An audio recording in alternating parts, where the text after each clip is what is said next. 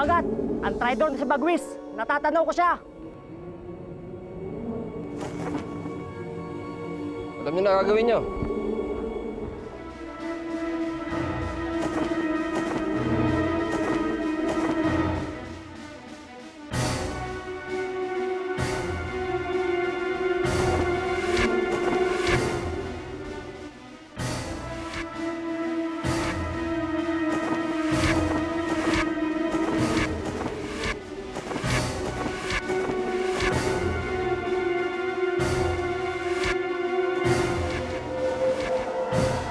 Isa lang ang ibig sabihin nito. Tuluyan ng nalason na Bagat ang mga isipan ng ating kapwa Mulawi. Hindi ba nagsama sa bubog? Ako ang harapin mo.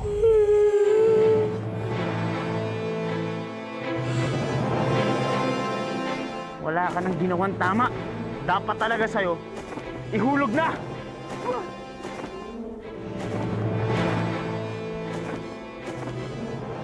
Kami pupunta. Ha? Balik! Tatakas kayo? Aalis sila dito. May problema ba?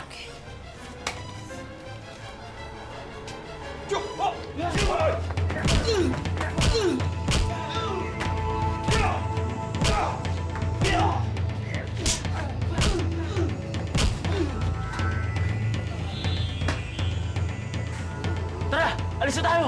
Isa, dalawa, tatlo.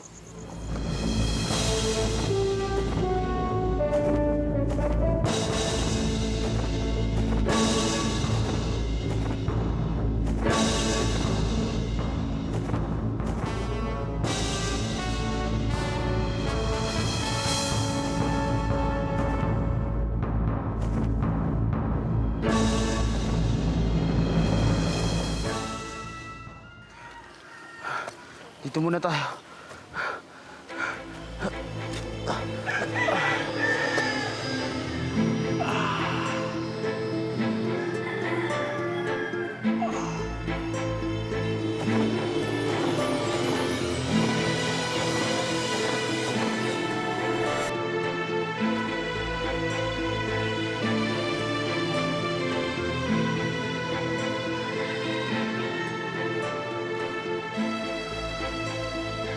Wawa naman siya.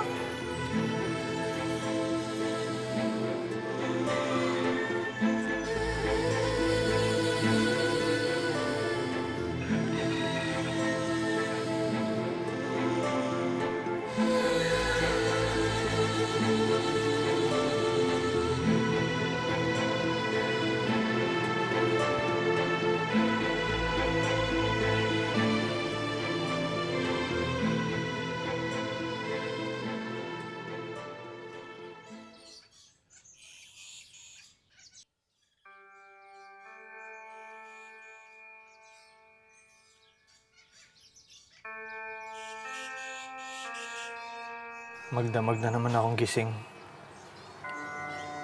Ilang gabi na akong ganito. Kung makakatulog man ako, mga masasamang panaginip ang naghihintay sa akin.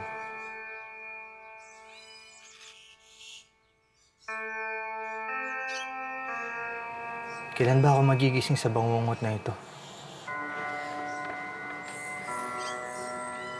Umaga na naman.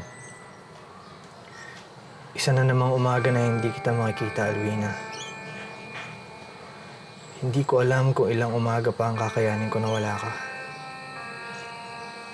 Hindi ko alam kung kakayanin ko pa.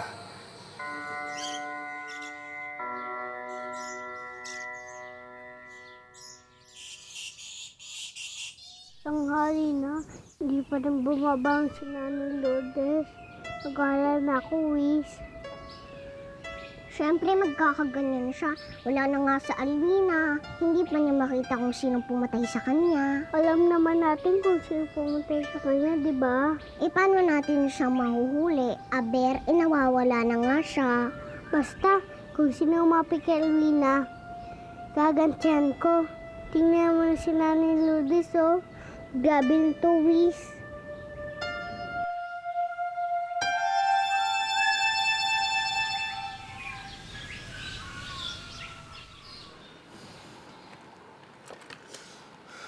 Bakit mo ba kinuha yan?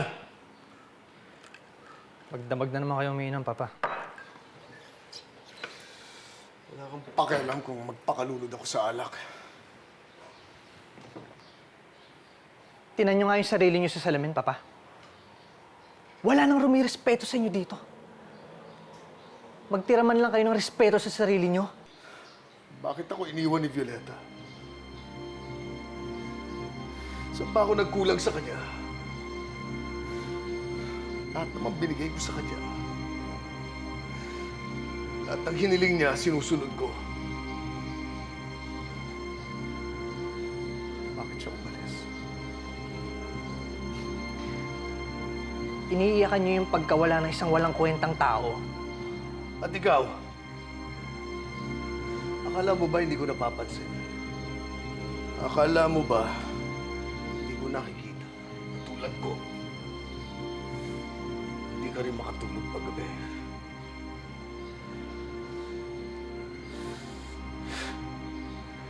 Iniiyakan mo pagkawala ng impact ng Halloween namin. Kung meron man sa ating may iniiyakang impacta, kayo yun.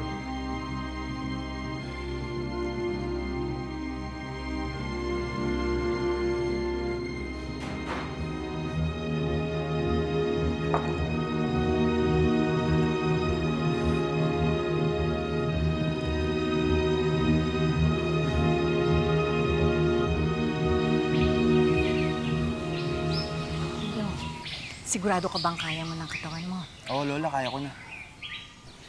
Kahit sino namang tao, hindi matanggap sa isip niya kapag naka-enkwentro ng mga Ravenna.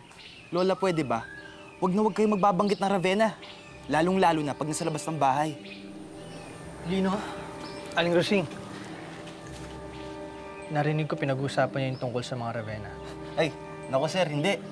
Mahilig lang kasi magkwento si Lola tungkol sa mga sabi-sabi. Sir, mauna na ho ako. Sige, Lola. Sir Gabriel, maiwan ko na po kayo. Nagmamadali ko ako eh.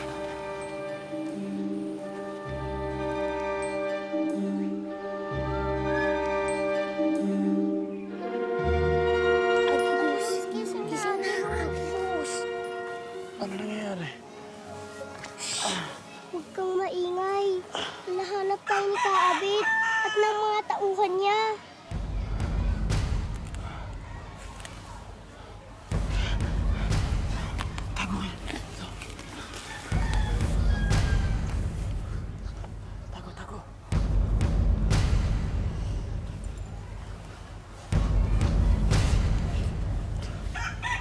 Kailangan makita natin ang impact ng taong ibon na yun. Bakit, bossing? Para gantihan doon sa ginawa nila sa atin? Kasali na rin yun, pero higit pa doon. Dahil malaking pera mayakyat sa taong ibon na yun. Isipin nyo na lang, kung ilang perya at malalaking programa sa telebisyon ang magkakandara pa sa atin para arkelahin siya. Yes ka, bossing. Kaya talasan yung mata nyo. Dami natin sa gawin. Talagang desidido silang hanapin ka, Agilus. Kailangan makalayo tayo yung malayong malayo. Sa malayo. Sa Maynila.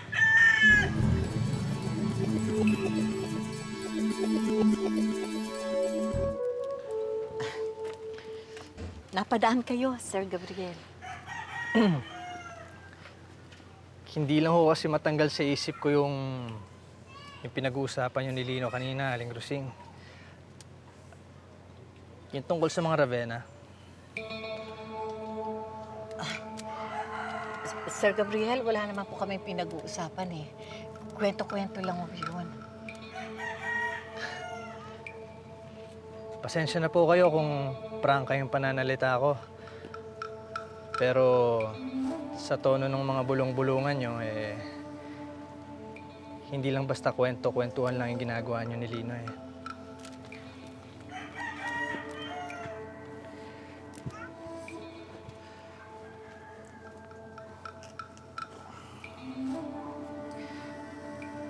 Itong mga kwento-kwento nyo ni Lino, napag-uusapan niyo ba kung anong itsura ng mga Ravenna? Mga taong ibon din sila tulad ng mga mulawin. Pero pula at itim ang kanilang balahibo. At may mga marka sila sa mukha, kaya mas nakakatakot ang kanilang mga anyo. Ito na ang katapusan mo, Gabriel. Sir Gabriel? Sige po, Sir Gabriel, marami po kasi akong bibilin eh. Nagmamadali ako. Dadating na po si Lino, wala pa kami sasaing eh. Sige po.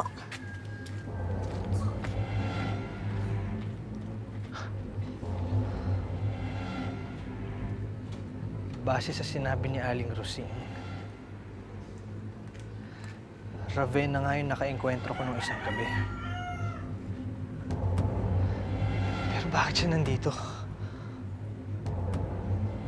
At bakit nung bumuga siya ng apoy, hindi ako tinablan?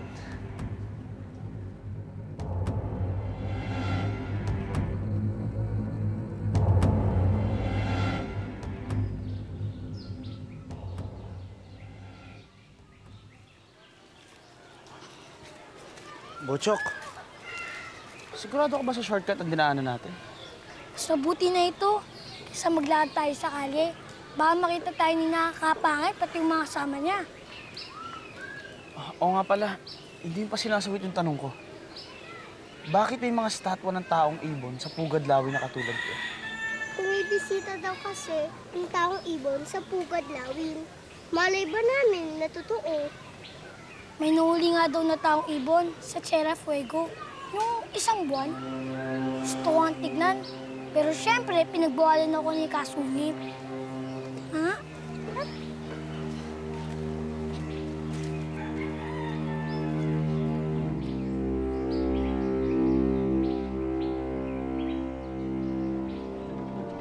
Mga yuton!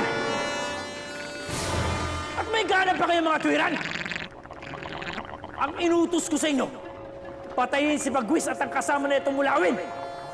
Hindi unahin ang gutom niyo! At sinabi ko ba sa inyo na dukutin ang sanggol na pere ko? Ha? Hindi ka na natuto, Rasmus. Ibinibilin mo na naman sa iba ang dapat na ikaw gumawa.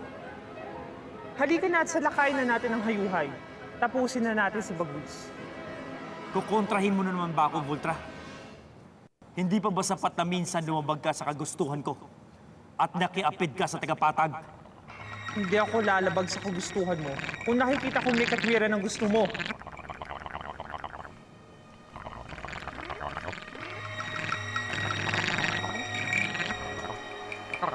Hindi ako pwede magsugal.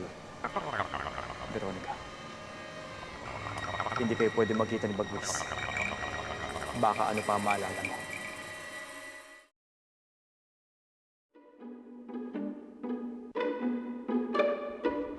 Stangulan! Aray! Ah! Ang sakit-sakit naman! Ano bang ginagawa mo kasi, Tuka? Nakikita mo na nga, nagpo-flak ako eh. Kita mo nang marami ng patuvo sa kilay ko eh. Narinig mo naman bagong chika? Bagong chika? Ano? Ano ang bagong chika ngayon? Si Reyna Bultra at si Haring Rasmus nag-LQ. What's new? Eh, lagi naman nag-LQ yung mga yon. Alam mo ba kung sino pinag-aawayan nila? Alam ko na. Kung hindi si Agilus, si Alwina. Kung hindi si Alwina, ang Avila ang pinag-aawayan nila. Ay, sorry po. Wala po sa mga nabanggit nyo. Ha? Eh, sino pinag-aawayan nila? Si Bagwis! Si Bagwis? Correct, si Bagwis! Si Bagwis? Ah, Kwak, naaalala na kaya ni Voltra si Bagwis? Sa tingin ko, hindi pa. Pero, malapit na!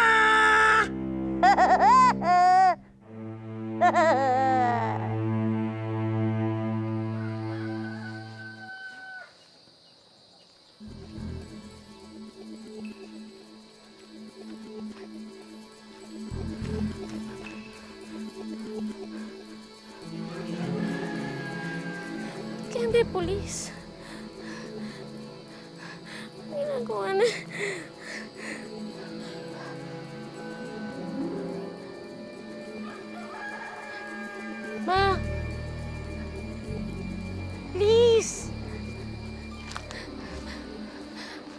Bakit? ginagawa ng mga pulis dito? Nag-iimbestiga? Nag-iimbestiga ng ano? Yung pagkapatay ni... Ni Alwina. Hindi. Ni Kapinong.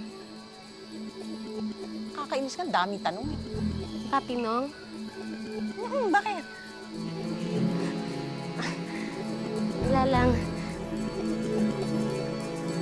Oh, nandito na tayo sa istasyon. Paano naman tayo makakasakay kung wala tayong pamasahe? Habang nagkakagulo sa pagawaan, sumimple mula ako kay Kapangit. Bakit ka nagnakaw, Bocho? Bad yun, ah! Bad din naman na pinagtatabaho niya tayo kahit ayaw natin. Isipin mo na lang, sweldo itong kinuha ko. Basta bad yun. O ano, bibili ba tayo o hindi? Ito na.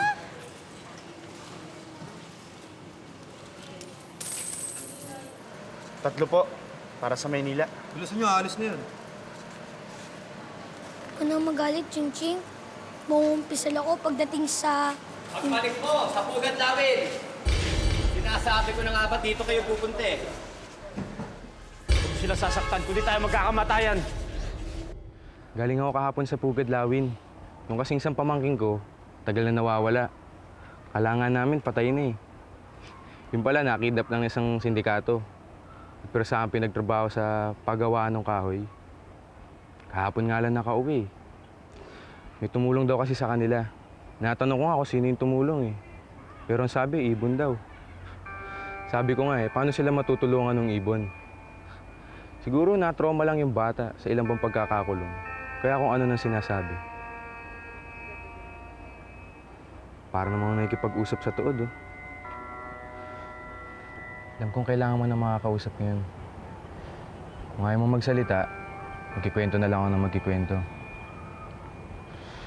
Dumala ako kanina ka namang Hector, malubana ang lagay. Di man lang nga madala sa ospital eh. Wala kasing pera. Ayaw man lang tulungan ng papa mo. Wawa talaga. Puro sunog yung muka. Sunog? Paano niya sunog yung mukha niya? Tatandaan mo yung nangyari kay Mang Pino? Yung natagpo ang bangkay na puro sunog? Oo. Hindi ba patay na lahat ng tauhan ni Mang Pinong? Hindi. May nabuhay na isa, si Mang Hector. Pero samahan mo ako sa mga Hector na yan. Sige, tara. Hindi naman sila kailangan ko, ikaw. Dahil pag naipasok na sa perya, limpak-limpak na sila papunta sa akin. Teka, bossing. Di ba may bakbak yan? Oo nga. Kasi bakit mo? Pakpak? Anong pakpak? Wala naman akong pakpak ah! Loko-loko pa na to eh! Ay, may loko-loko dito oh! Sumama na kayo na maayos. Hindi magkakagulo rito. Sumama na kayo. Ayaw nyo yung sumama? Ha? Ay, may barilo! Ay, may loko-loko! May barilo dito! Tulungan nyo kami! Ay! May barilo! Tignan nyo! Aray! Uy! Ay, nangyari sa ano? Tulungan nyo kami! Wala, nakitulungan nyo! Nagugulo ba kayo rito? Ha? Ha? Tara, pasok. Napakalaban sa rito eh.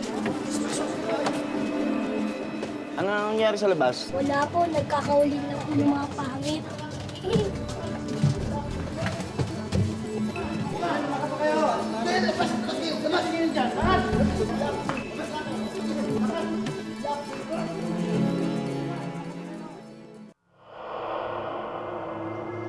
Mahal na Ravenu, may bumabagabag sa akin.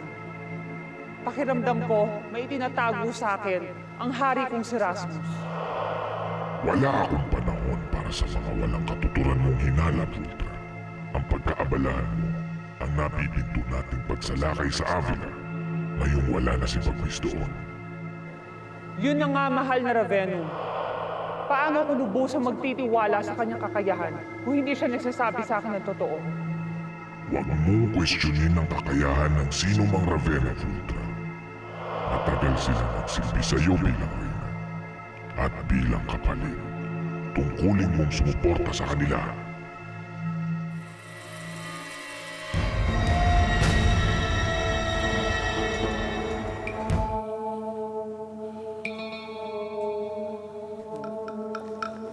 Magandang araw po. Nakausapin lang po ni Gabriel si Mang Hector. Gabriel, salamat na dumating ka. Noon pa kami humihingi ng tulong sa papa mo, pero hindi niya kami pinagbigyan. Hirap na ang asawa ko. Nagpadala na ho ako ng ambulansya para madali ang asawa niyo sa ospital. Pero para hindi na siya aabot. Hindi na kaya ng kanyang katawan, ng kanyang paghihirap. Pwede ko bang makausap si Mang Hector? Sige.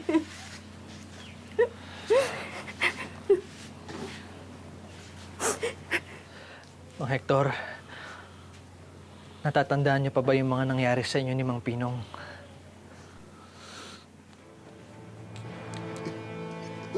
Siyang Ravena! Patayin natin!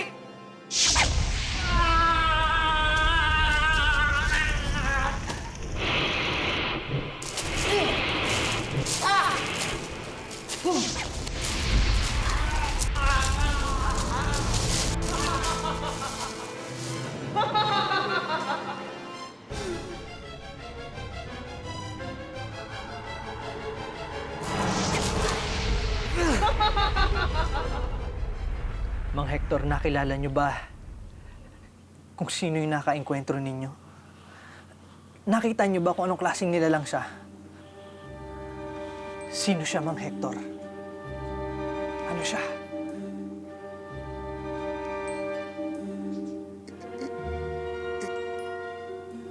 Isa siya. Ravena.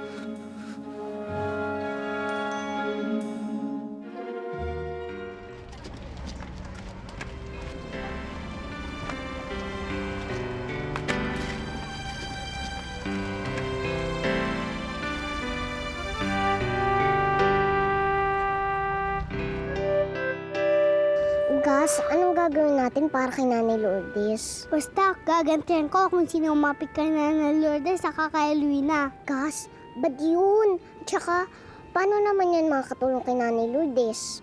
Kung ari ko kwento natin kay Nanay Lourdes kung paano natin napadaba si Salbahe, siya sa bansa putik, tas nagmukhang chocolate yung mukha niya, baka mapatawa siya.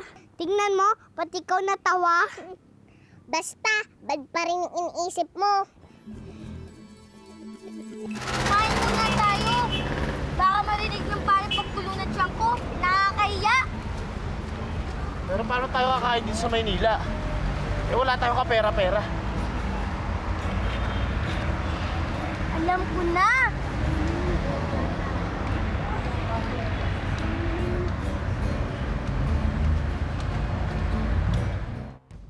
Kilala ko ang Ravena yun.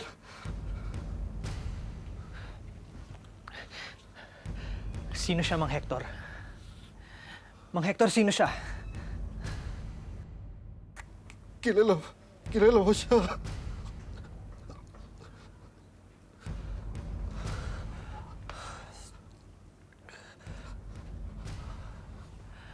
Mang Hector, sino yung Ravenang yun? Sino siya?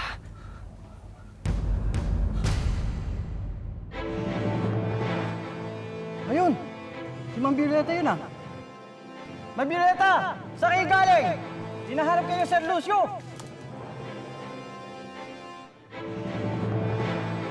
Sino siya, Mang Hector? Sino siya? Si...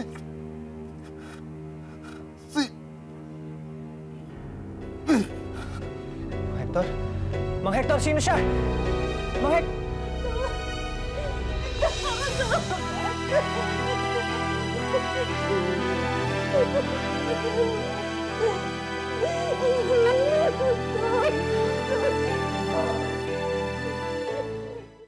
Magsulat lang po kayo! Yes! Yes! Yes! Yes! Salamat po! Salamat po! Salamat po! Wala po kayo sa daan? Salamat po!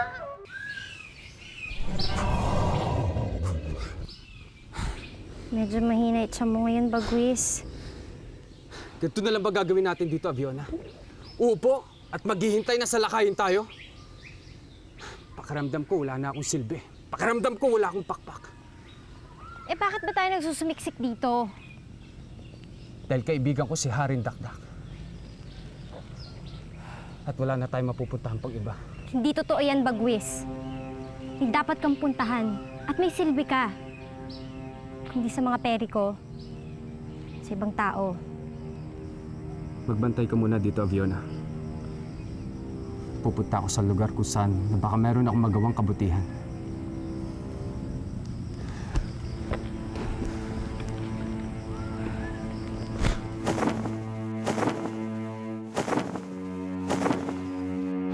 Pwede ba tayo Hindi pa ba kayo tapos? Nalipasan na ako ng gutom dito Buti na lang napulot ko tong comics para hindi ako bagot. Sorry po. Tumulong ko kaya sa amin para mabilis.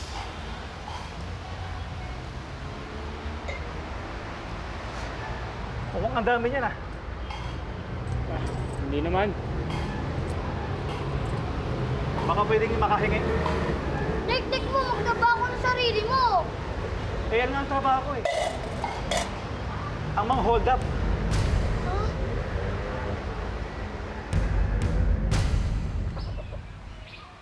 Gas. Wis. Sana naman kaya nagpunta yung mga bata ko.